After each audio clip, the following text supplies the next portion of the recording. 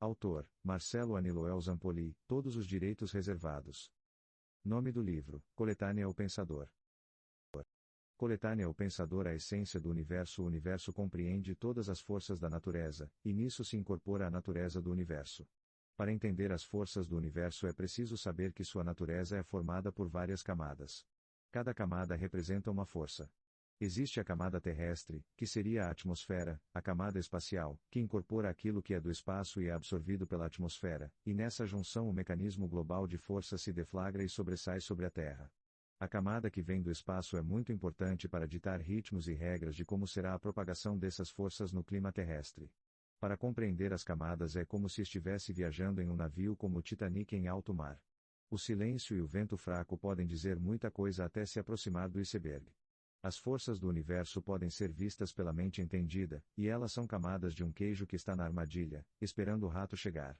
9. O universo quântico. O universo quântico é formado por bilhões de partículas que se movimentam de um lado para o outro constantemente. Para entender o todo, deve-se entender o movimento e interação de duas ou mais partículas. Cada partícula tem seu peso energético e sua forma química, e isso deve ser levado em consideração para se medirem as junções das partículas. Em um campo magnético onde se encontram as partículas, medir a interação de duas partículas é entender como funciona a organização e evolução do universo. Entender essa evolução quântica é entender o mais sensível extrato do universo. O limite entre o céu e a Terra. O que nos separa dos céus? Vivemos em um planeta tomado de energias quânticas, onde somos influenciados o tempo todo por esse emaranhado gigantesco de energias. As pessoas estão presas em uma teia cósmica, onde recebem, para o bem e para o mal, energias vindas de todos os lugares, inclusive dos céus. A morada de Deus, como diz a Bíblia, é o céu, e lá estão seu trono e seu reinado, mas como somos influenciados pelo Criador? Quais os métodos usados para essas energias chegarem até nós, humanos? E elas são benéficas ou não? Essas são perguntas que tento decifrar estudando os códigos que formam e agitam o universo. Tento identificar as leis e qual relação há entre os humanos e o Criador.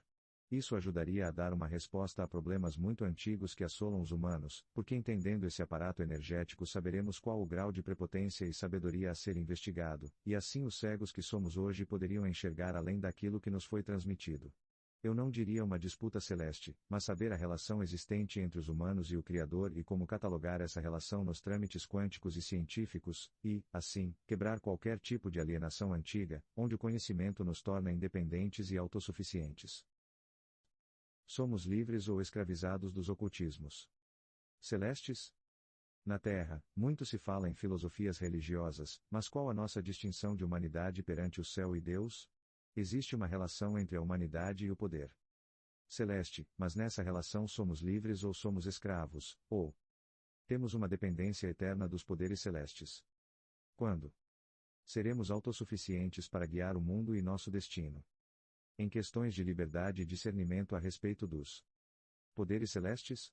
Deus ficaria até contente se o cordão umbilical da humanidade junto a ele fosse quebrado e nós fôssemos gente adulta para viver e fazer as coisas de acordo com nosso conhecimento e capacidade.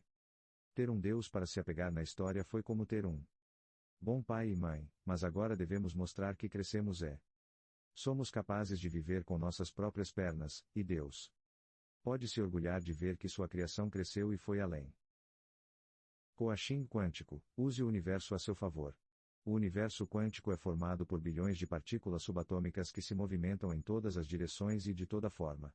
Nossa mente é uma teia na grande teia que é o universo. Recebemos a todo momento um bombardeio de partículas, mas como aproveitar esse universo agitado e caótico? Todos nós temos uma chave que liga nossa mente ao universo. Primeiro você deve identificar em sua mente esse portal que o liga ao universo.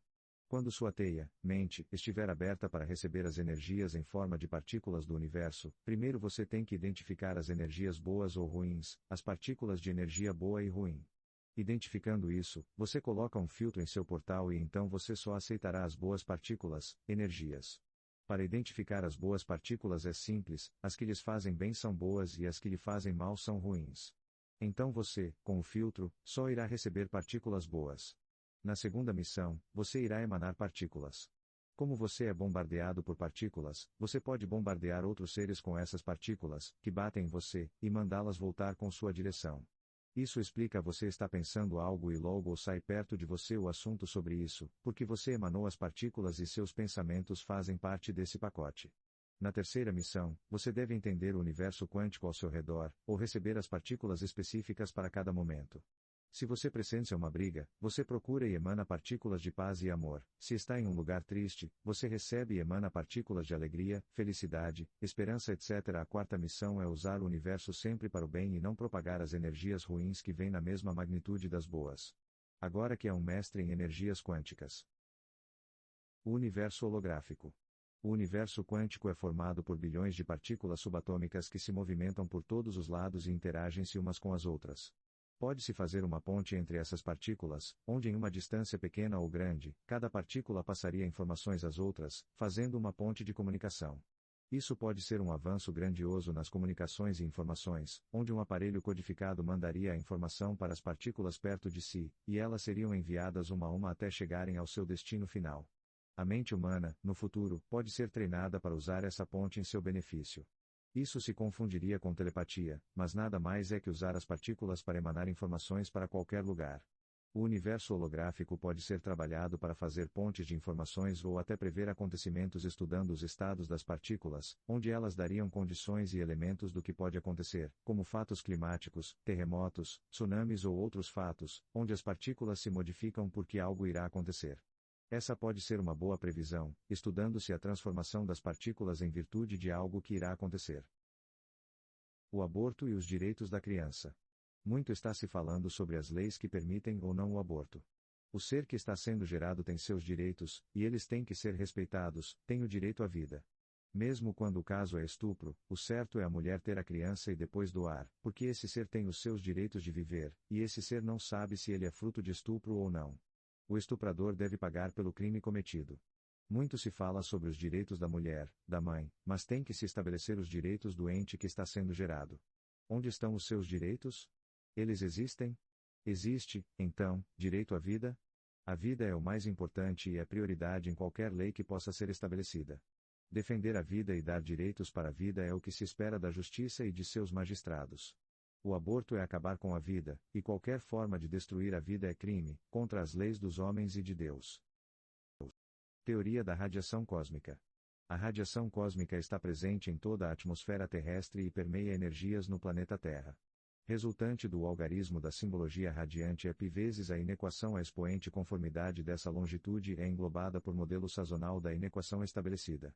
Tendo isso sido verificado, mostra-se que a Terra recebe variações cósmicas dissociadas de sua camada negativa. Radiante, então o modelo negativo da Terra permeia associações de constância variáveis e ascendentes nessa ordem fundamental e neutraliza qualquer fator de risco energético positivo.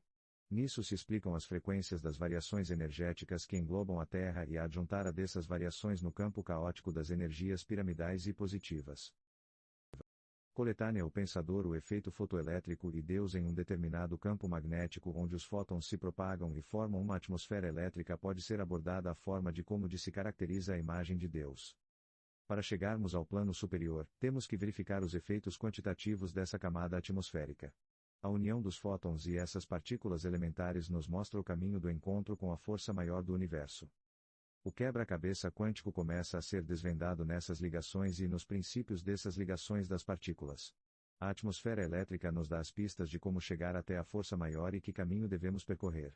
Se duas partículas se juntam e formarem uma força X, então essa força combina com a força Y, que nos leva à força F, e essa força F nos mostra o poder do universo. Esse princípio é a teia quântica, que nos mostra cientificamente o caminho para chegar até o Criador e, assim, decifrar os segredos mais guardados do universo.